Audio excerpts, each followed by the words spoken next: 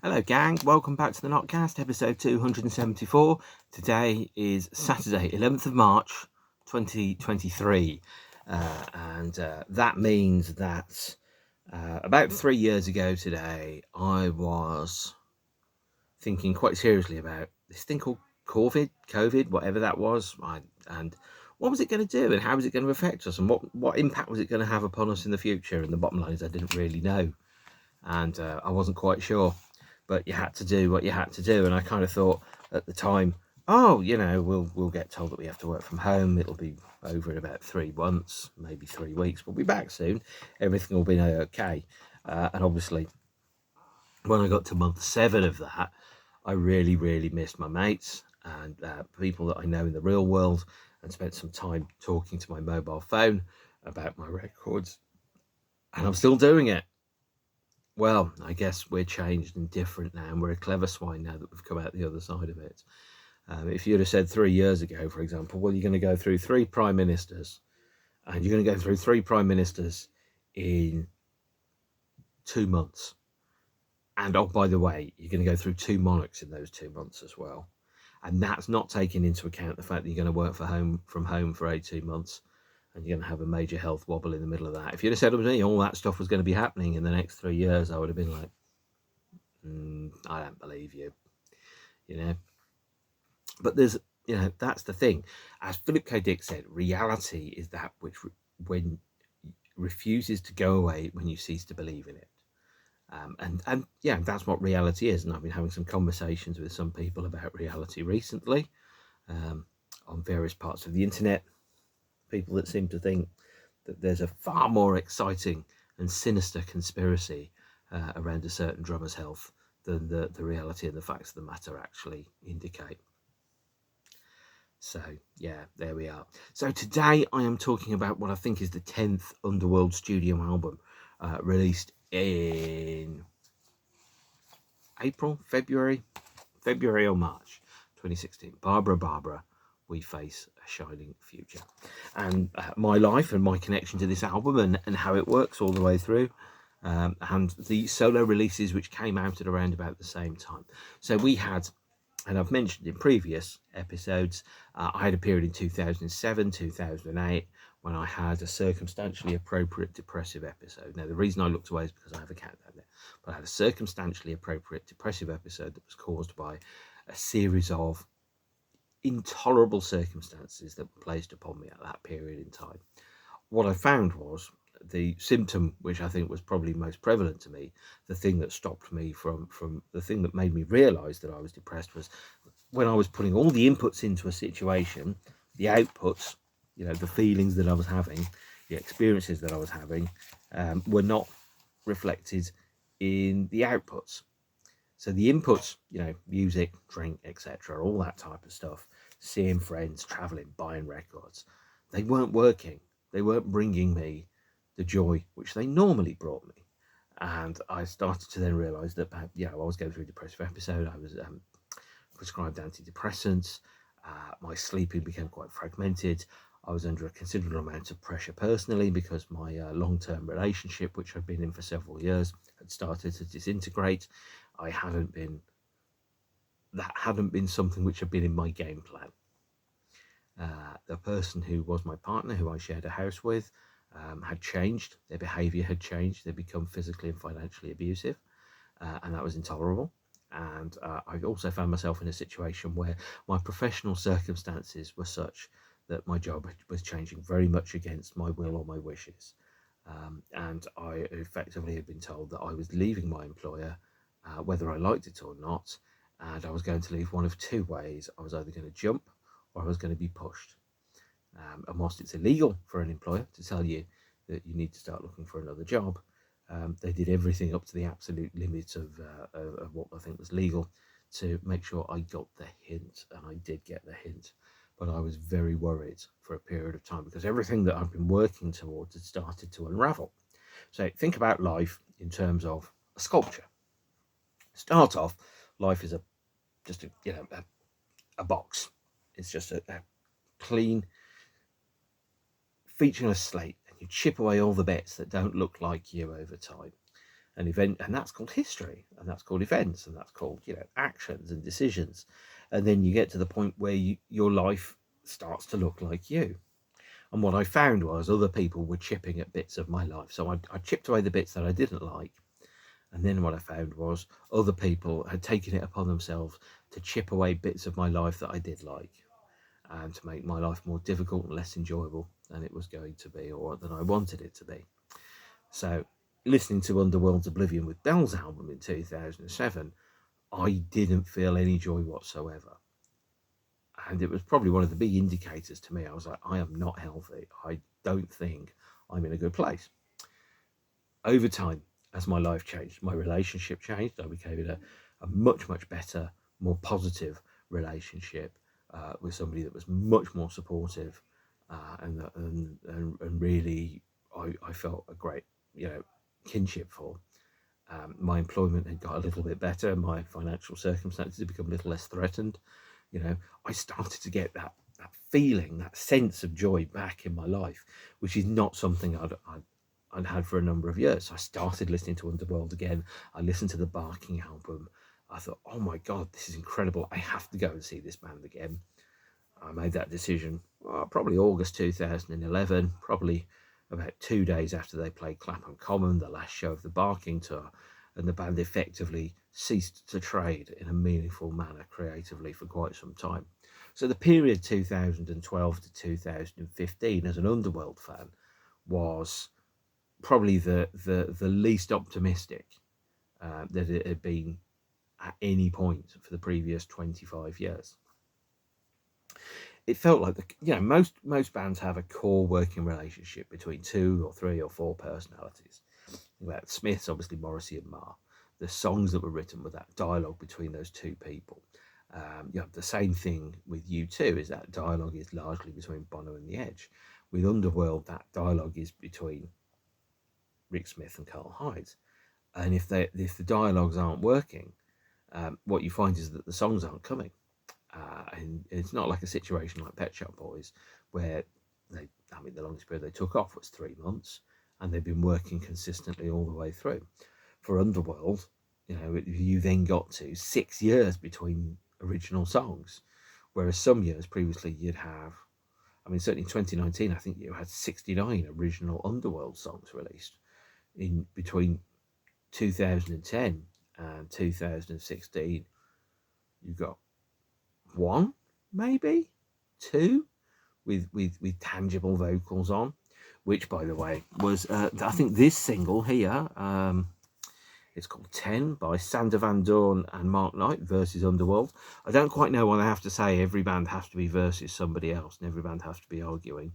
But this was only released in a physical form as, I think, a CDR, I think, with the original club mix and a radio edit on. Otherwise, like a great many singles, they all went to downloads, which is really frustrating if you're a record collector like me and you really, really like owning the physical singles. So for this period, although there were some physical singles, in terms of Underworld, there were 5 promotional CD singles here, and there was a number of other releases, but the main thing actually was solo albums. So if we talk through this period, and I'm going to talk through this period, we have the Karl Hyde solo album, Edgeland, released in April 2013. We have, although this isn't the cover, we have Trance by Rick Smith, the soundtrack to a Danny Boyle film. We have Someday World by Brian Eno and Karl Hyde. We have High Life by Brian Eno and Karl Hyde. We have Barbara, We Face a Shining Future, released in 2016. Fatherland by Karl Hyde and Matthew Herbert from 2017. And the soundtrack to Trainspotting 2, which Underworld contributed to and oversaw.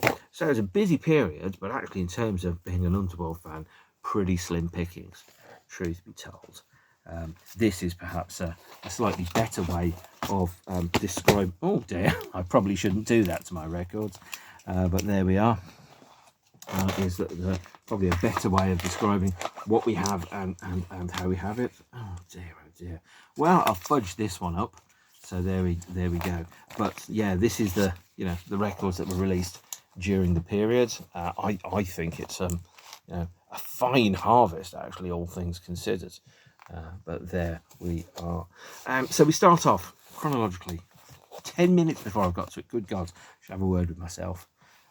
Think of the, apparently you can't copyright a menu or a recipe. So if you read a food blog, by the way, there's a whole bunch of guff that sits around either side of it, which primarily is to make sure that it still fits in copyright so no one can cut and paste it. Yeah, interesting. Or not, depending on how you want to think about copyright. That's a completely different Notcast. So the first thing which came out from this period was, I think this one here, 10, by the single that was released on CDR with a copyright date of 2013. That was the only thing that came out from Underworld post the Olympics for a number of years. It made me think that maybe the musical conversation had dried up. The band was still operating, they were still playing live shows, but I think the live shows had become very predictable. They played a very similar set list year on year on year. I got the sense that the band were trying to make it work, but it wasn't quite happening. Instead, what we had in terms of releases was something completely different. We had the first tangible solo releases during the band's existence.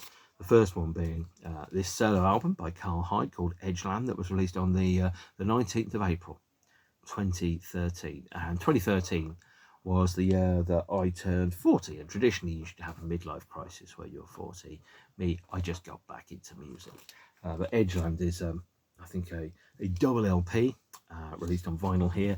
There was also a deluxe edition which came with a CD. There was a single, which is the Boy with the Jigsaw Puzzle Fingers, which was a remix, plus a track called Cut Clouds, which is both on the LP. I was convinced I bought the 7-inch, so I was looking around to see if I could find my copy of the 7-inch, and lo and behold, I couldn't because I hadn't bought it. Don't tell anybody, they'll throw me out of the Underworld fan club as a result. Now, I think Edgeland is... what you can do is, some bands you can really, really hear when they do their solo material. You can absolutely 100% hear and touch the thing that each member brings to the group. And this is absolutely the case with Karl Hyde's solo material. You can hear with Karl is I think he adds the vocals, he adds the melodies, he adds the guitars, those type of things. What he doesn't is create those sonic textures, sonic chocolate as Rick calls it, which make the songs. And what I've kind of realised is through the release of the solo albums is I'm a much bigger fan of Rick Smith than Karl Hyde. Sorry, Karl.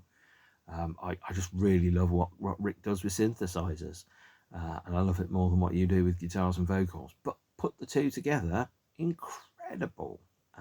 But we'll get to that later. Edgeland is the first solo record by Karl, and I was kind of thinking, well, why are you doing a solo album? Well, the interesting thing is Edgeland is the deluxe edition really makes it absolutely clear what this is. It comes with a 70-minute DVD documentary, which is probably on YouTube now because everything's on bloody YouTube, called The Outer Edges. And the Edgelands are the parts of a city which aren't the city. It's the places where the people live and the people commute to and from and where they live. It's the suburbs, it's the outer limits. It's the edges of a city, the Edgeland. I grew up in an Edgeland.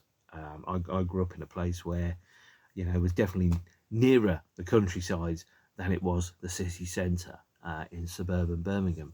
And I felt that I was somehow, it feels a little bit like it's an exile, because as a New Model Army had it, it feels like the world is something that happens somewhere else.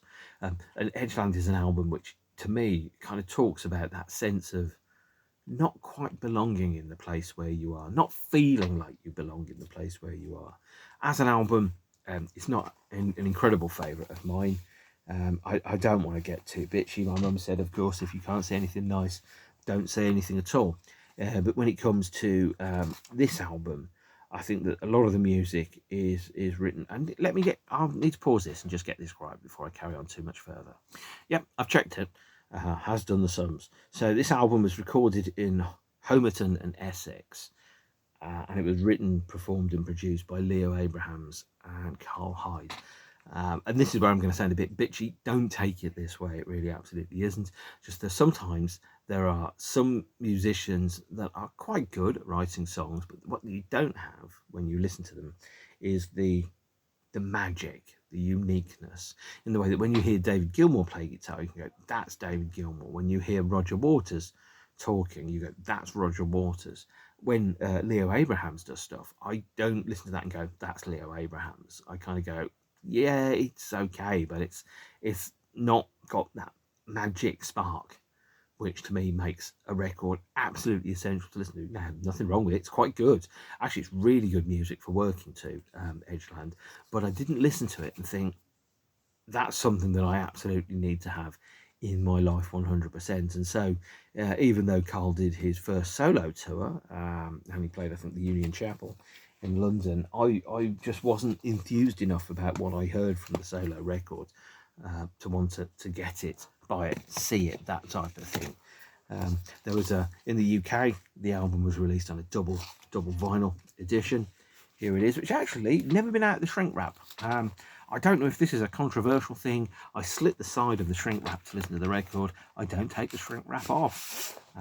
But as you can see from the cover there, the photos, it's photos of tunnels connecting joints between places inside cities. That looks like something out of A Clockwork Orange, doesn't it?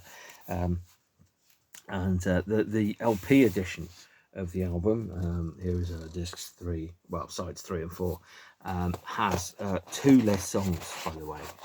So the Japanese version has 2 extra songs. One is called Out of the Darkness, and the other one, I've forgotten what it's called, but I wrote it down somewhere. And I listened to them, and they're both really good, but they're just, the album as a whole didn't blow me away when I heard it. Because solo albums often are, is you suddenly realise that actually when you put 2 people together, it's 2 times 2. Obviously it's 4, well, maybe okay, 3 times 3, which is 9. Whereas sometimes when you listen to solo records and you kind of go, it's 2 plus 2, and that's 4 versus 2 times 3, which is suddenly 6 or 9 or whatever the numbers are. So it was an adding as opposed to a multiplication, or to use a great phrase, more than the sum of its parts. So Edgeland, I quite like it. If you kind of sat there going, haven't heard any new Underworld material for a while, do investigate the solo albums. I think they're really good. They're you can hear what each party brings to Underworld, and it's absolutely fascinating to hear. But also you can hear what each party needs from each other to make it work. Which, when you have Rick's solo album, Trance, here, the second solo album was released, which was the original soundtrack to the film by Danny Boyle, who directed Trainspotting and the Olympic ceremony in 2012, asked Rick to do the soundtrack to this, and he did. The original soundtrack, the original music by Rick Smith, is, you can hear and you can see what he brings to Underworld with this. And what I do find is that it's music that's very clearly, very specifically designed to operate in the context of a soundtrack, and that's as a soundtrack album, in much the same way as you would have Sunshine or Frankenstein or anything like, or was it Bungalow with Stairs. This follows the same kind of route, but what it does do, and by the way, I've put the CD cover around so that it says "Don't Be a Hero," because I think that's a better cover graphic than the actual cover graphic, which is a pretty generic cover to a pretty generic thriller. Sorry guys. Is, to me, it's a really interesting solo record, but it's not incredible. And it's basically a bunch of Underworld instrumentals, a bunch of songs in search of a singer, maybe you might want to put, which is a little harsh perhaps when you think about it that way.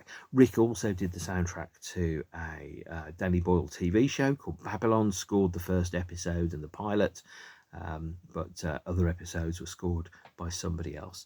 And on the 5th of May 2014, Karl Hyde released the second solo album, Someday World. Here is the double vinyl version of the record, this time working with some bloke you may have heard of called Brian Bloody Eno, and there was a vinyl edition came with a print which featured one of the original photographs.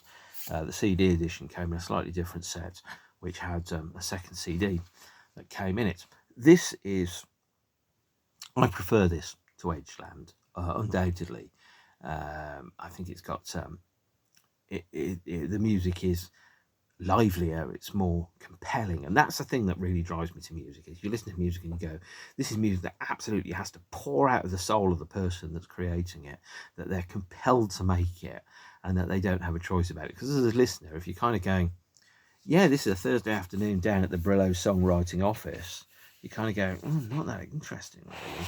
Whereas if it's going like, this really means something to the guy that's making it, it's really it makes it better, and I think more compelling to listen to.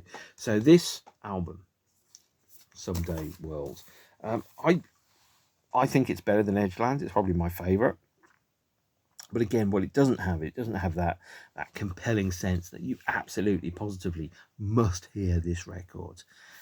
It sounds a little bit more relaxed than that. But that said, I really enjoy that particular mood. If you're in the mood for it, Someday World creates a wonderful mood that you'll really enjoy. And it has a couple of well-known players on it. So Will Champion from Coldplay, I think, plays drums and percussion on some of it, and Andy McKay from Roxy Music appears on it, as well as Brian Eno and Karl Hyde.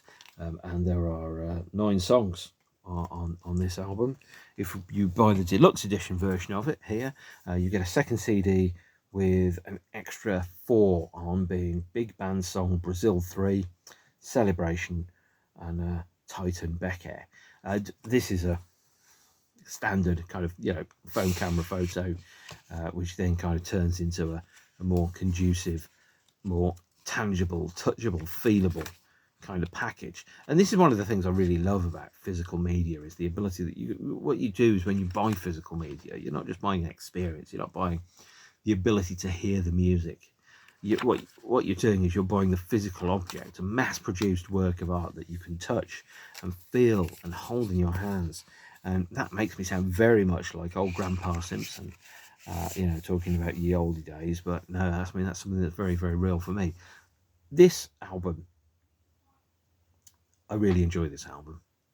It was followed up less than 2 months later, on the 30th of June 2014, with a third album by Eno and Hyde called High Life.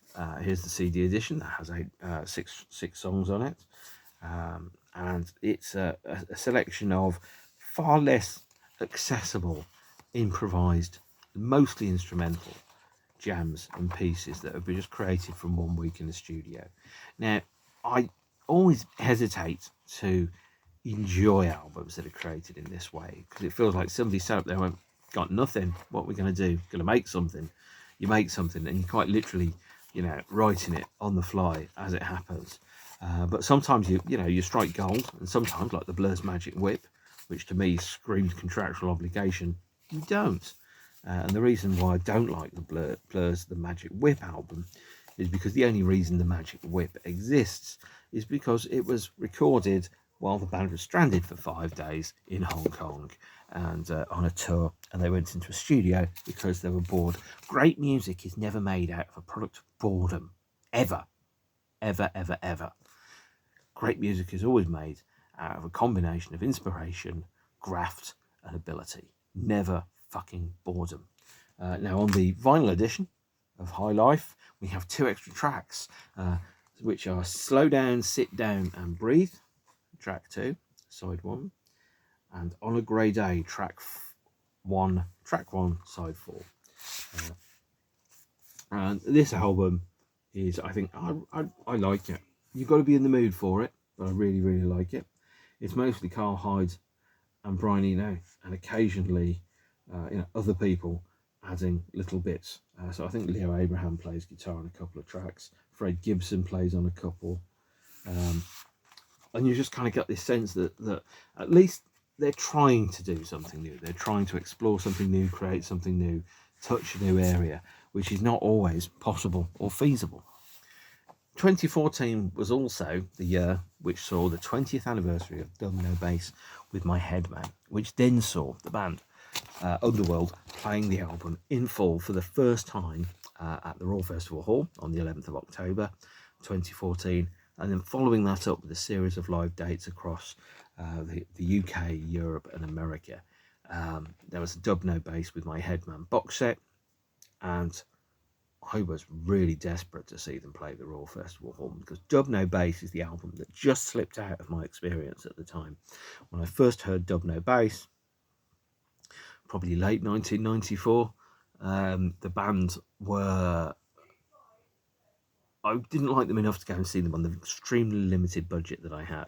So what I did do is I bought the stuff, and I listened to the stuff, and I love the stuff, but I miss seeing the shows. So seeing the Dub No Bass tour in 2014, even though it's a completely different experience from the improvised studio on a stage approach of 1994, was a way for me to be able to experience all the songs from Dub No Bass live in a way in which I'd never experienced when I was a fan of the band at the time. And so the Royal Festival Hall show was, I loved it. Oh, I absolutely loved it. It was about 2.5 hours long, opened up with a kind of like a stage slowly getting darker and smoke, and like a playback of 215 Miles, which is 20 minutes long. Played the whole of the album in one go, then followed it up with Minneapolis, Res, Big Mouth, which I don't think I've seen them play any other time, and kind of like Born Slippy at the end. And it was just gorgeous, and very, very honest. You know, the band couldn't necessarily create anymore, so what they did is they visited the old album, recreated the old album, and somehow they learned how to be Underworld again. There was one release from the Dub No Bass with My Headman tour. It is this. It is Underworld, recorded live to vinyl, to a pressing plate, Cowgirl, live at Abbey Road Studios, on a white vinyl, 12-inch, with Underworld, and backed with Gorgon City, whoever they are, doing a cover version of Cowgirl on the B-sides. This was a limited 12-inch. You couldn't necessarily get it as part of what's called the Black Label project. So limited, it definitely didn't have a barcode on it. It was cut direct to disc, so there was only one pressing of it, and there was no master to go back to, because it was mastered direct to vinyl at the time. Hard to get, and yeah, pretty good. But the idea of playing at Abbey Road to an invited studio audience, presumably to warm up for the Royal Festival Hall show as well. And the band played a number of other shows. So they played their standard festival headline set. After that and around that, they came back and did the Dub No Bass tour part 2, this time playing at Hammersmith Apollo. I did not enjoy the Hammersmith Apollo show. I didn't enjoy the Hammersmith Apollo show because Rick Smith was poorly and couldn't play. And so without an announcement before the show, Darren Price, the band's third live member, effectively acted as understudy and performed the album. And I ended up being really annoyed about that, because it's kind of like seeing Pet Shop Boys when you've got Neil Tennant and Pete, who does the Cheeky Pete, who does the tech stuff, but no Neil, but no Chris Lowe. And I was kind of going, it doesn't feel authentic to me. You know, it just didn't. And this is no disrespect to Darren, who played the whole show at no warning, with no rehearsal, and got it absolutely perfect and pulled it off. But I was just kind of going, Underworld's 2 people, and if you've only got one of the people, it's not really Underworld. And this is something which Karl writes about in his book, I Am Dog Boy, about missing brother Rick and playing without him for the first time. This is a fascinating read. It's part kind of memoir and part day-by-day tour diary of the Dub No Bass tour, drawing a line between the memoir that goes up to 1994 and then up to the, or more correctly, revisiting the Dub No Bass album with the benefit of 20 years of experience. So this is a good read, and I do kind of recommend it if you get a chance to pick it up, and it's affordable. Probably isn't, who knows.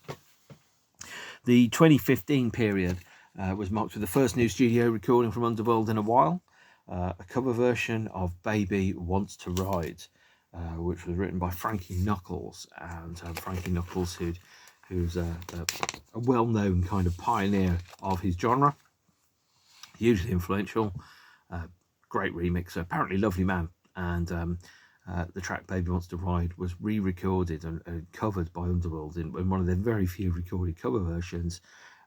This version mixed by Heller and Farley, and the version on the B-side mixed by the Mislerons, which include the Darren of Price. Not released on CD, by the way. And we had the band continued touring, and then there was the release of their, I think, 10th studio record in March 2016, preceded by a digital-only single, I Exhale. This is the promotional CD, which just has a radio edit and the LP version on. And the album was released on the 18th of March 2016. I think I saw them a week or two after that. So the album was Thresh. And then, although officially on the back it tells you it's Underworld's 7th album, I am including Change the Weather and Underneath the Radar and Doot Doot in my calculations, which probably makes me wrong. But I don't particularly care too much. I Exhale is what it showed was a new way of working for the band. The songs sounded different. The writing was different. The construction of the songs was different. There was just, the band had changed. So they were consciously trying to write different types of songs that had different approaches and that sounded different. And they were more compact in terms of their arrangements. They were less flamboyant. The production was more rudimental, I think. And we ended up with the album Barbara Barbara We Face a Shining Future being the shortest Underworld album, and also the only Underworld album to date that's only got a single disc release on vinyl. It is about 44 minutes long, and it has, I think, 7 tracks on it. I Exhale, the first single, being the first track that's on it. And then following it up with the second single, which is If Ra, released here, is the promotional CD, which comes with a bunch of remixes. Matthew Herbert's Lunar Dub, and an instrumental of it. Matthew Herbert being the same guy that did a subsequent solo album with Karl Hyde. And then track 3 is Low Burn, which wasn't released as a single, but there is a remix by Dave Seaman that's going around. And we have B1 Santiago Quattro, my least favourite Underworld track of all time. It is a 4-minute meandering acoustic guitar instrumental that sounds largely improvised, recorded in Santiago on tour. It was first broadcast, or I first heard it, in 2006, when the band put it on their Lemon World live sessions, broadcasting from their radio station. And I was like, I don't sound like Underworld. It didn't sound like Underworld. It still doesn't sound like Underworld, and it shouldn't be on the LP. But I suppose you needed to get the LP to LP length to make it work. So my least favourite Underworld song. And then you've got Motorhome, Over Nova, and Nylon Strong. Over Nova and Nylon Strong, first time I heard those two was a BBC broadcast of the band show at Bristol Sound City in February 2016. The two songs kind of medley into each other, one from the other, and really should be listened to together. But I've got separate releases as singles. So here is Over Nova, backed with remixes by Pig and Dan, and an instrumental. And here is Nylon Strung, which is backed with a remix by Mandy and Eagles and Butterflies, whoever they are, I don't know. But again, no physical releases for those, just promotional CDs. And Barbara Barbara We Face a Shining Future got a super deluxe edition release.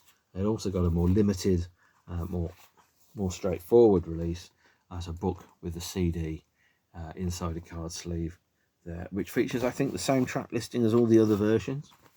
But this was a more a Tomato Art Project book that kind of reflected some of the ideas and abstract kind of concepts that you have inside the album compared to what you're experiencing. So you've got a page of art and a page of text. You've got the lyrics to the songs arranged in an interesting and unusual way there. And I think what I will say about this is you can clearly see that the way in which the band have been writing material has changed. That whatever method that they use to write the stuff have gone back to a starting point and started again with a different approach completely. It's very interesting to hear but it's almost as if Rick Smith has been replaced by another guy called Rick Smith, who writes in a completely different way. Now, if you remember V, the TV show from the 80s, the bit where they brainwashed people and they went from being right-handed to left-handed or vice versa, it felt like that had happened, as that it was Underworld Jim, but not as you know it, something completely different. The way that the music was constructed was, I think, very good, but it wasn't quite the same. The writing style had changed, and the way in which the lyrics and the melodies sat on top of the music had changed a little bit as well. Now, what came through in the album, and I really like the album, by the way, but its best experience, like all Underworld albums as a whole and not as a combination of songs, was the idea that it felt like this was the subconscious thought process of a city itself.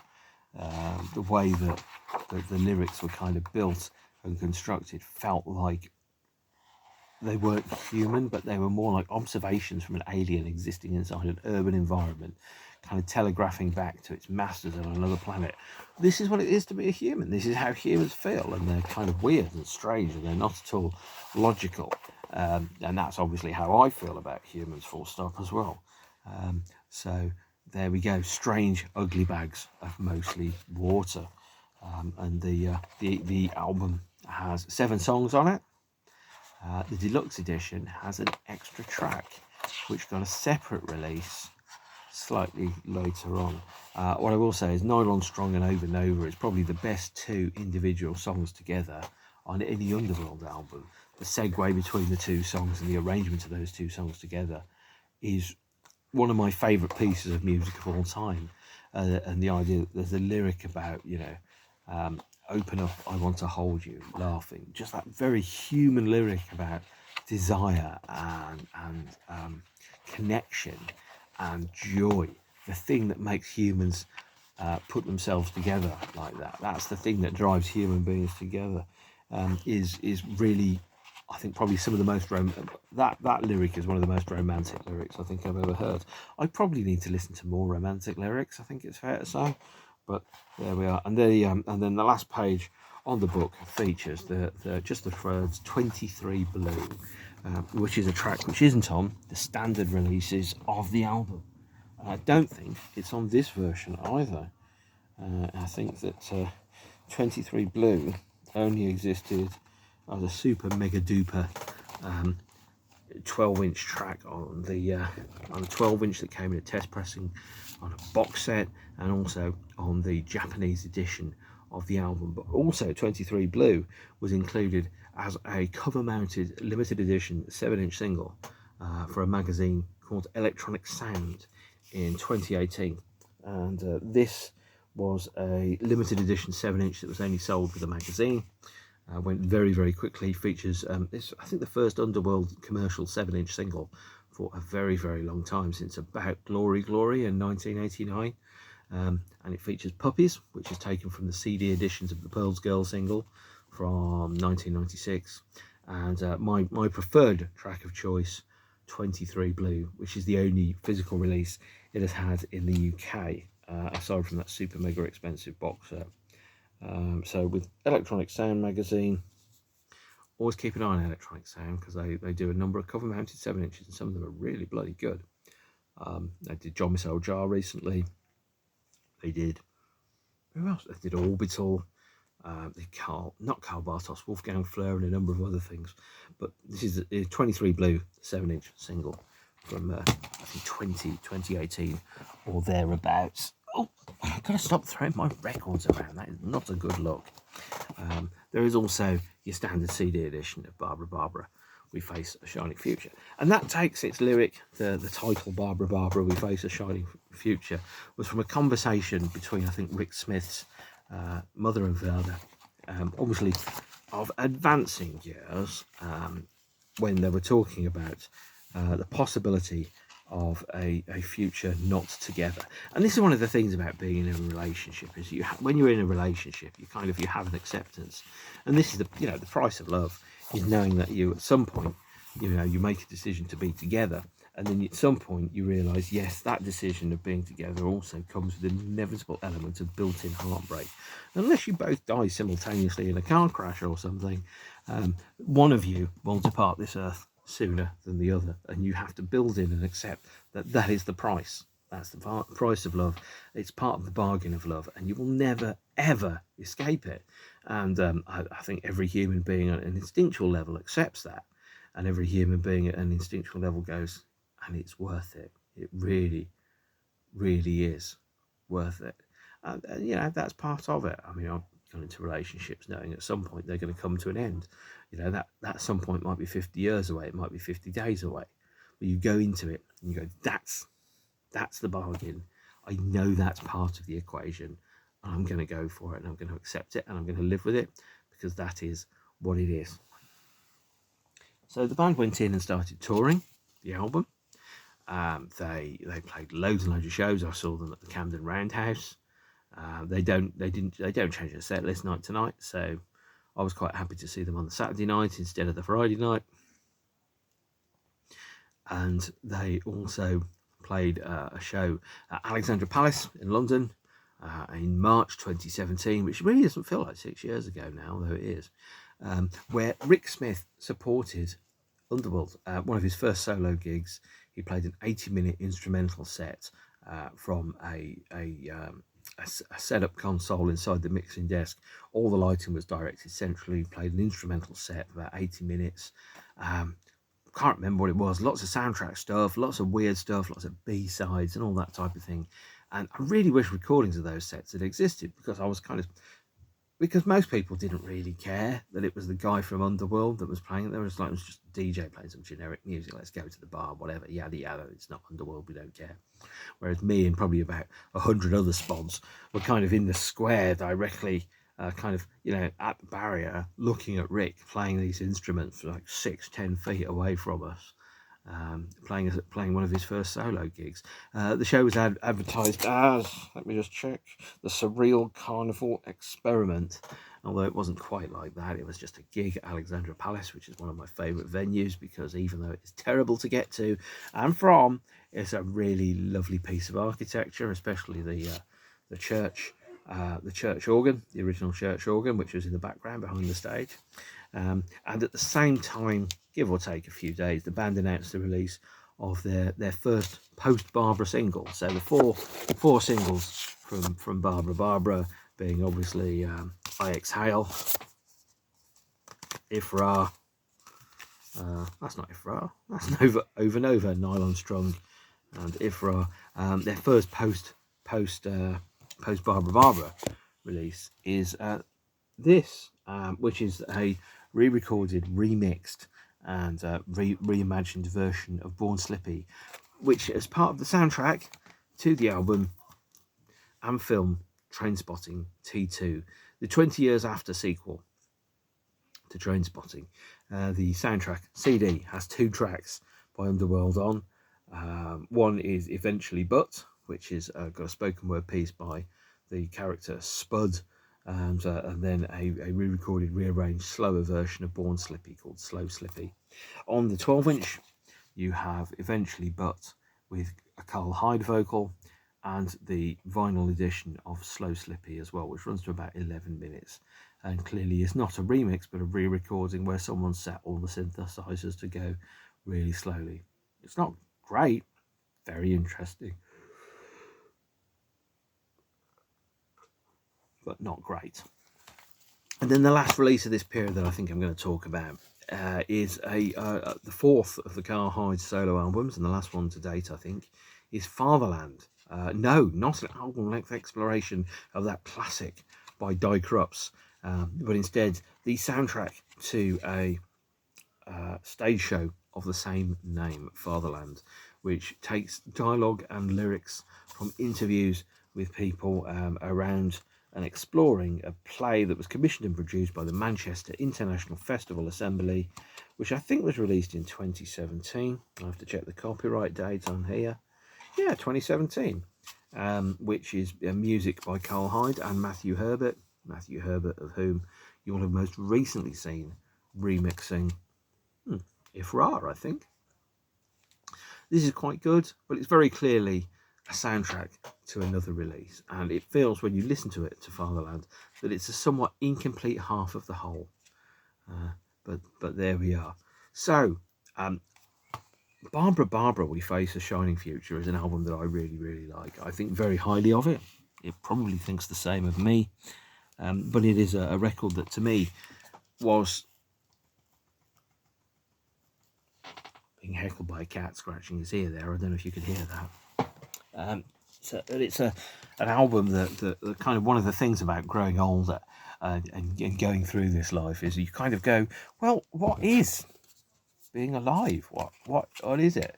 And Barbara, We Face a Shining Future is an album that kind of approaches that from both a degree of maturity, but also from a position of kind of going, well, the most beautiful thing is to get to grow old. The most beautiful thing is to get to experience growing old and all of that goes with it. And if you are able to do that, then that in itself surely is an adventure. And as I get older and as I grow through life, I kind of realise one thing I really enjoy is being this age now and living these experiences now. Firstly, being young looks very tiring. And I get tired just at the thought of the sun coming up, let alone anything else. But the idea of going through life now and experiencing it as an adventure is really, I think, really interesting, and I really enjoy it. And Barbara, We Face a Shining Future kind of picks up some of those themes.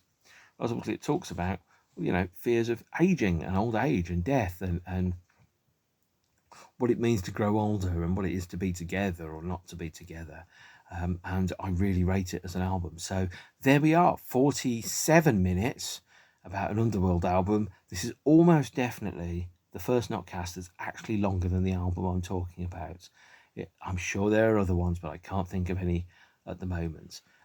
So take care of yourselves and each other. Stay beautiful, and I will see you all again soon. If you think of something which you think you'd like to hear me talking about, please do put it in the comments. Unless it's rude or naughty or is in some way a way of saying nasty things about me, at which point I reserve the right to ignore you completely, like everything. But if I don't see you soon, I'll see you anon, and take care. Stay beautiful. Okay, bye gang. Bye.